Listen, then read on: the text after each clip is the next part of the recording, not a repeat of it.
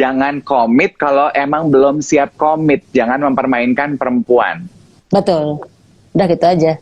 Oh alah, jadi ya sudah mendeklarasikan kalau musik pensiun aja. Kan padahal itu kan panggilan batin, Mai. Bisa apa? Semakin tua, semakin bahagia. Ingat itu ya. Quote that from Maya Estianty.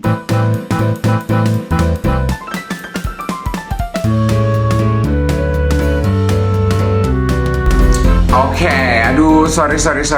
Sinyalnya jelek banget nih. Tadi terputus di tengah jalan. Sebel banget. I'm terribly sorry. Beyond my control. Oke, sambil kita menunggu teman-teman untuk kembali bergabung. Tadi mati ya, sinyalnya mendadak drop. We are very sorry. Sekarang saya lagi nunggu Maya untuk kembali bergabung. Lanjut. Wifi-nya dikencengin, bro. Bukan lagi. Udah gonta-ganti deh, ele. Di mana ini? Bazar? Aku di rumah. Oh, enggak, di rumah. Oke. Event kantor kita belum masuk kok. Oh, iya. Masih work from home. Kalau gue dari dulu emang work from home karena kerjaan gue kan online. Jualan online ya di rumah aja sambil pegang gadget. Handphone. Iya. Gitu. Nah, ini karena Maya udah menyentuh itu ya. Banyak yang menyadari juga masa pandemi ini beradaptasi dengan kehidupan teknologi. Orang-orang seperti gue nih yang gak terlalu melek teknologi ya, bukan milenial. Pandemi gini kan semuanya online, semuanya digital. Mau nggak mau tuh gue tuh dipaksa jadi melek teknologi, jadi lebih akrab. Kalau lo gimana? Mau nggak mau, kalau melek teknologi sih kayaknya sudah melek teknologi ya. Dari dulu sih gue kalau kerjaan online mau nggak mau gue media sosial harus menguasai ya kan, karena memang kerjaan gue di online. Jadi paling tambahannya Zoom doang. Yes. Tambahannya cuma itu doang ya kan. Iya benar. Ya aku juga pengen bahas tadi terputus adalah mengenai persiapan kehidupan new normal. Kalau untuk anak-anak dan keluarga, apa persiapan yang sudah lo lakukan untuk kehidupan new normal ini? Ya kalau anak-anak sih tetap aku bilang pokoknya ingat jaga jarak itu harus ya kan, pakai masker kalau keluar, standar himbauan pemerintah aja udah, kayak misalnya ya bawa hand sanitizer, kalau perlu bawa desinfektan, kalau seandainya bersentuhan nggak sengaja sama orang yang sakit gitu loh, itu. Yes, oke. Aku nggak tahu ya, Maya ingat apa enggak? Aku tuh akan selalu mengingat obrolan aku sama Maya. Kita lagi duduk dari Surabaya kalau nggak salah, dari Surabaya ke Jakarta, duduk berdampingan di pesawat. Terus kita punya beberapa jam bareng ngobrol. Waktu itu lo baru jalan di atas api mengalahkan mental itu loh. Terus lu cerita. Iya. Menularkan semangat itu ke gue. Mind over matter. Pokoknya Dave, lo tuh bisa melakukan apapun yang lo inginkan dalam hidup selama lo tuh yakin, benar, kuat, mental, madep karep. Bener nggak? Betul. Emang itu kan pelatihannya bahwa kita harus ketika kita menginginkan sesuatu harus dipatri di sini. Misalnya gini, aku mau jadi orang terkenal Indonesia. Zaman gue SMA, gue udah bilang gitu sama teman-teman gue gitu di sekolah, di kelas itu. Pas kita perpisahan buku tahunan tuh, mereka gue bilang gini, lu nggak mau minta tangan gue nih, ntar lagi gue pindah nih, ntar gue bakal jadi orang terkenal, lu bakal susah ketemu gue. Itu omongan gue di SMA udah meyakini itu. Jadi dan pada akhirnya itu yang kayak semesta mendukung, semesta kayak apa ya, yes, dan itu gue wujudkan. Walaupun cara ngejarnya seperti apa nggak ngejar juga, tapi pada akhirnya nyampe ke sana. Itu gue juga bingung. Nah latihannya ya kemudian gue di beberapa tahun ke depan kemudian latihannya terasa sama aja. Gue disuruh jalan di atas bara api gitu kan, ya itu adalah api itu dingin. Ya udah jalan aja di atas bara api. Dan ya kalau teman-teman gue yang bilang panas kakinya melepuh, tapi kalau kakinya bilang dingin jarang yang melepuh kakinya gitu loh. Debus ya Nek, jalan di atas api ya Nek gitu. Wonder Woman say. Gak tuh segila situ tuh di atas bara api kayak debus kita di sudah latihannya bahwa kita bilang api itu dingin, dingin, dingin, dingin. Ya kita jalan aja di atas bara api kayak debus bener-bener deh. Aku yakin kan Gitu. banyak yang udah terjadi dalam hidup semenjak peristiwa itu ya, Mai. Berarti lo membuktikan benar bahwa ketika kita menginginkan sesuatu dan we set our mind to it, itu akan terjadi. Yes? Ya, yes, sangat betul. Bahkan misalnya gue pernah ngelatih anak gue dengan si Al itu ya waktu masih saya SMA waktu itu. Kamu pengennya apa? Aku pengen punya mobil BMW hitam, gitu kan ya. Ya udah kamu mobil itu kamu taruh di waktu itu masih zaman BlackBerry ya, taruh di fotomu, foto statusnya itu kamu liatin tiap hari, kamu bilang ini mobil gua, ini mobil gua, ini mobil gua. Pokoknya pandang terus, kamu harus sumpah itu dengan terus. Dan ternyata betul, dia dapat iklan terus dia bisa beli BMW hitam. Yeay, proven Gitu. berarti, yes. Iya, ya. Tapi kita nggak boleh ragu ya. Segala sesuatu kita harus yakin, 1.000.000% yakin gitu. 1.000.000% yakin. Oke. Yakin. Apakah itu juga kenapa hashtag semakin tua semakin bahagia Semakin bahagia. muncul? Hah? Betul. Itu dari dulu, sebenarnya itu adalah hashtag dari zaman gue dulu. Dari zaman gue belum ketemu jodoh, gue selalu di BlackBerry gue hashtag gue adalah semakin tua semakin bahagia. Itu adalah doa gue. Dan alhamdulillah sekarang sedang memetik kebahagiaan yang mungkin gue pernah hilang kebahagiaan, tapi sekarang kayak terjadi. Sekarang semakin tua semakin bahagia, alhamdulillah gitu. Oh, aku cuma mau point out ya buat teman-teman yang nonton nih menyaksikan, dan itu tuh keinginan itu tidak terjadi dan terwujud semalam gitu, tidak instan kan, Mai? Enggak, itu butuh proses tahunan, bisa berapa tahun pokoknya, tapi kita yakin bahwa itu suatu saat akan nyampe. Yakin aja, nggak tahu kenapa. Gitu. Oke. Dan nggak pernah ada keraguan tuh dalam sepanjang perjalanan untuk akhirnya nyampe dan terwujud. Enggak. Gila. Enggak sama sekali. Jadi ibaratnya kalau mimpi, ini Dev ya, gue ajarin ya. Kalau mimpi, misalnya gini, ditanya, kamu mau gaji berapa? Ada yang bilang 5 juta, ada yang minta 2,5 juta, ada yang minta 100 juta. Gue akan ketawa. Lu kayaknya mimpi, maksudnya lu kayaknya punya, disuruh ngayal aja gratis loh. Kok masih dibatas-batasin dengan 5 juta, 10 juta. Kalau ngayal, kalau jadi gue mau jadi kayak gaji gue misalnya sebulan ya 750 miliar lah, 250 miliar setiap bulan lah. Itu kan nggak mungkin kan menurut kita kan. Tapi kalau kita yakinin, kita nggak pernah tahu suatu saat loh tiba-tiba kita nggak pernah tahu dalam depan seperti apa gitu loh. Namanya juga orang ngayal gratis kok. Kalau gue sih gitu. Iya, mimpi kan gratis. Kenapa kita membatasi diri gitu ya? Oh mimpi doang itu. gitu. Mimpi doang kok. Tapi jangan jadi halu ya, Oke. Nah, dalam hidup seorang Maya Estianty sekarang, apalagi nih yang masih diimpikan dalam hidup yang belum terwujud? Kayaknya sih semua udah ya. Anak, suami udah lengkap lah kehidupan gue. Ya tinggal memetik kebahagiaan tinggal memetik kehidupan masa lalu yang sekarang tinggal dipetik-petik lah tanaman-tanaman yang pernah gue tanam lah gitu. Oke. Apa sih sumber kebahagiaan seorang Maya Estianty saat ini dalam hidup, Maya? Ngumpul sama keluarga. Kayak gini sekarang gue happy. Work from home, alhamdulillah makin happy, bisa ketemu anak-anak, bisa sama suami ya kan, di rumah terus, alhamdulillah gitu. Karena pada dasarnya gue basicnya orang rumahan itu. Oke. Untuk perempuan-perempuan di luar sana yang mungkin terinspirasi dengan perjalanan kehidupan Maya Estianty, yang mungkin sekarang belum metik nih, belum kayak Maya, masih susahnya gitu, masih merasa susah hati, kehidupan belum berbunga, apa pesan yang ingin lo berikan kepada mereka? Maksudnya dalam orang kena ujian atau orang yang masih dalam mimpi kena ujian? Kena ujian ya, belum dapat manisnya hidup. Kalau yang namanya kita harus menanam sebuah kebaikan itu akan bisa kita petik suatu saat, itu gue yakin banget karena pada saat perjalanan gue dulu di tempat dengan ujian, gue menerima ujian itu, gue nggak, kadang-kadang kita tuh ribet sama pikiran sendiri loh. Pikiran sendiri itu belum terjadi di depan, tapi kita jangan-jangan gini, jangan-jangan gitu. Kayaknya pikiran kita menakutkan, itu yang harus dihindari. Jadi benar-benar kita nggak boleh memikirkan sesuatu yang belum terjadi di depan. Jadi itu bisa jadi nanti yang belum terjadi jadi kejadian loh, karena kita sendiri membentuk seperti itu. Jadi jangan ribet dengan pikiran kita sendiri. Terus ya pokoknya menerima segala ujian yang dikasih Allah kepada kita. Kita ridho aja, ridho itu apa ya? menerima, nggak usah komplain karena gue yakin bahwa Tuhan sedang pengen mendidik kita untuk merubah apa yang ada dalam diri kita, gitu loh. Kebanyakan orang kalau kena ujian pasti kan nyalahin dia, pasti gara-gara dia nih, pasti gara-gara dia nih, pasti gara-gara dia. Mereka lupa pasti. Nah, gue kenapa kok kejadian sama gue seperti ini? Pasti ada apa sama gue? Mungkin Tuhan pengen merubah gue menjadi lebih baik. Sikap gue ada nggak disukai sama Tuhan. Ada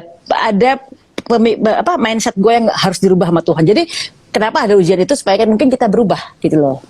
Dan kemudian pada akhirnya ya udah yakin aja bahwa dan semua harus dikembalikan kepada Tuhan, bahwa kita sepenuhnya bergantung, minta tolong sama Tuhan, jangan minta tolong sama manusia. Nah gitu aja deh.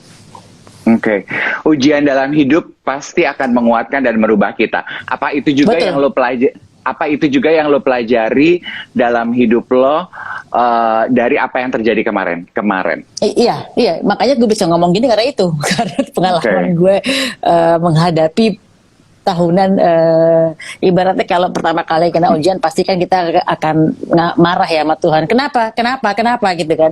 Karena Tuhan, ya kenapa enggak gitu kan? Ibaratnya gitu. Pada akhirnya, ya udahlah akhirnya. Gue tahu bahwa berapa lama gue akan diuji gitu ya, 8 tahun sampai 10 tahun gue tahu banget itu. Bagaimana gue tahu, gue dialog dengan kitab gue gitu. Ya udah akhirnya gue perjalanan 8 tahun 10 tahun tuh gue benar-benar yang udah gue daripada gitu gue mendingan menanam kebaikan aja deh, supaya gue yakin banget bahwa di depan kebaikan tuh bisa gue petik, tanaman tuh bisa gue petik buahnya lah gitu. Apa yang kita tabur itu yang akan kita tuai. Betul. Itu ada yang nanya karma. Itu ada yang nanya gimana caranya Maya menemukan kekuatan dalam hidup? Tuhan. Dikembalikan semua, diserahkan semuanya kepada Tuhan. Jadi ibarat gini loh, pada saat gue dulu ribet terus gue bilang gini, Tuhan, ya Allah, aku bilang gitu, aku nggak mau pusing ya, kan yang mendatangkan ujian engkau juga nanti pasti akan mengakhirinya. Udah, gue nggak mau mikir, gue mau happy aja, gue mau kerja cari uang, gue mau beli rumah lagi, gue mau beli mobil kok. Gue pengen, karena waktu itu masih ngontrak kayak waktu gue cerai gitu ya. Jadi tiba-tiba ya gue fokusnya kerja dan gue ya udah doa kerja gitu. Anak-anak nggak ada, dan pada akhirnya ya apa yang gue begitu kita serahin semuanya ke Tuhan itu enteng banget, karena ya dia yang mendatangkan, ya dia juga pasti yang mengakhiri. Kita nggak usah ribet sama pikiran kita sendiri. Tadi gue bilang bahwa kadang-kadang kita belum terjadian dah ntar begini, ntar begitu, ntar pikiran kita ini jahat loh. Jadi hati-hati dengan pikiran kita sendiri gitu. Ya, musuh terbesar kita tuh sebetulnya adalah pikiran kita sendiri, Yes, karena iblisnya kan kerja di sini, Nek, gitu. Bener banget. Aku juga pengen tahu ini, kan Maya punya anak 3 cowok, ganteng-ganteng, laki-laki semua. Apa message yang lo kasih ke 3 jagoan lo ini on how to deal and treat women?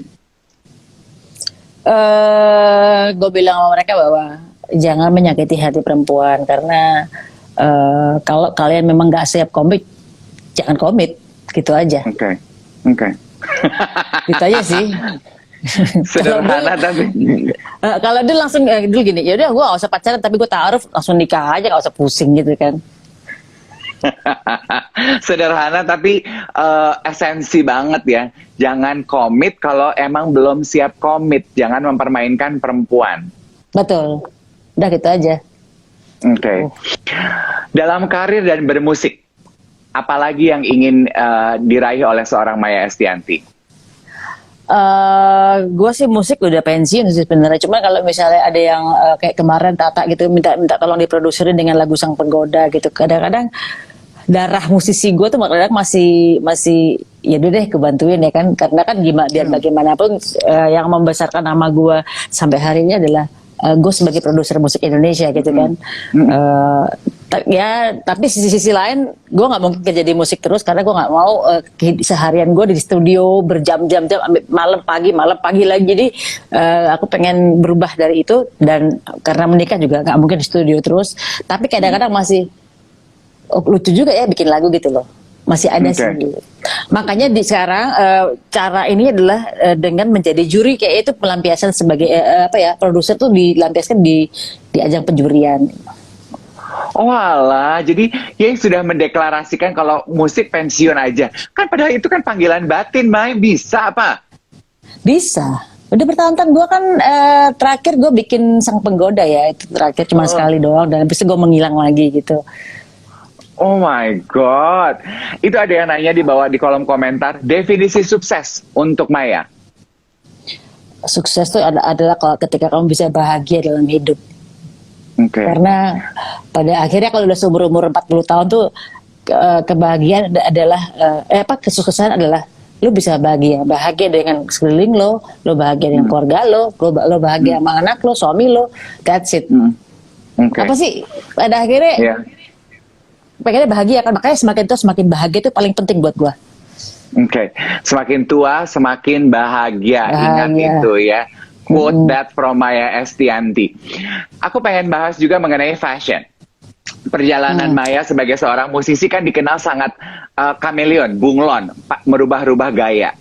Dulu. Iya. Sekarang juga berubah kan, tadinya panjang tiba-tiba muncul rambutnya pendek. Pendek.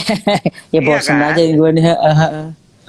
Ada nggak perjalanan fashion atau gaya yang lu sesali? Enggak sih. Gue tuh apa adanya pakai baju ya yang gue suka aja gitu, nggak mau dipaksa harus pakai baju kayak gimana, nggak pernah dipaksa sih gitu loh. Kayak sekarang misalnya lebih begitu semenjak gue sama laki gue menikah, ya pada akhirnya gue mau merubah menjadi lebih elegan, lebih kepada umurnya, bukan kayak zaman gue dulu sama si Ratu yang mungkin rambutnya cangcung merah kuning hijau, ya kan? nggak mungkin. Nah, kalau gini blond gini sih nggak apa-apa lah, tapi kalau merah kuning hijau kayaknya udah pas ya, udah masa lalu lah gitu.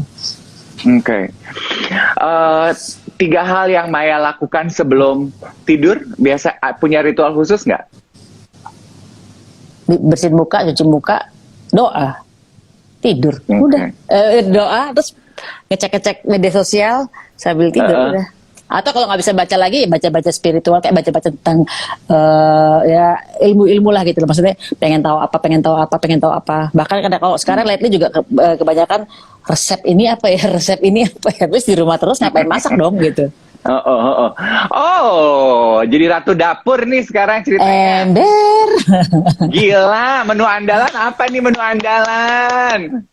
Andalan mah apa ya paling sembur lidah, terus buntut, mercon, terus steak lah kalau paling gampang ya, anak-anak tuh paling enak tuh paling gampang masak steak lah ya. Gitu. Betul. Aku juga ingin membahas mengenai skincare rutin. Nah, kan memasuki umur yang sekarang pasti ada perubahan dong, ya namanya manusia kan. Nah, apa yang lo lakukan untuk merawat? Ya paling kalau gue sih standar ya, pasti bersihin muka ya, kayak pakai serum. Standar sih, gue orangnya nggak aneh-aneh sih kalau skincare sih rutin biasa aja gitu. 3 hal yang orang tidak tahu dari seorang Maya Estianty. Apa, Maya? Ada nggak? Nggak apa ya gue ya? Nggak tahu. Gue biasa-biasa aja kehidupan gue sih, nggak pernah aneh-aneh sih sekarang. Lempeng-lempeng aja apa ya gue? Nggak ada gitu sifat apa gitu yang mungkin orang nggak tahu dari lo, atau lo like an open book kayaknya di Instagram dari dulu juga begitu ya, Maya lo? Gue masih gak ada yang ditutupin. Ibaratnya mau ngebodor aja. Ibaratnya gue mau jadi tiba-tiba berakting sebagai juri yang galak, gue berakting sebagai juri yang galak. Terus kemudian kalau misalnya jadi orang yang diam ya diam, cuek ya cuek. Nggak pernah ada yang aneh-aneh sih. Dari dulu orang udah tahu sifat gue kayak ya, nggak pernah menjadi seseorang yang lain jika di depan kamera gitu. Kecuali kalau lagi jadi juri harus yang gitu.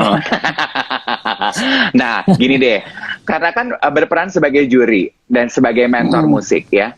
Kalau ada musisi yang bertanya, apa sih Bunda Maya yang harus kita lakukan untuk bisa sukses dan menaklukkan musik Indonesia sekarang?